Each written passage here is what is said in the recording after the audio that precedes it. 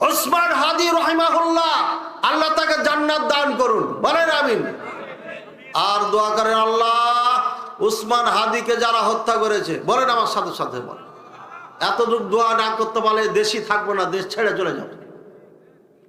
আল্লাহ উসমান হাদিকে যারা হত্যা করেছে, যে হত্যা করেছে, যারা তাকে দিয়ে হত্যা করাইয়াছে, যারা তার বিচার করতেছে না, করবে না, আল্লাহ এদের দুনিয়া আখিরাত ধ্বংস করে দাও, দুনিয়ার শান্তি ওদের থেকে উঠিয়ে দাও, দুনিয়া ওদের জন্য জাহান্নাম বানিয়ে দাও, আর মরার পর ওদের ঠিকানা জাহান্নাম বানিয়ে দাও, বলেন আমিন।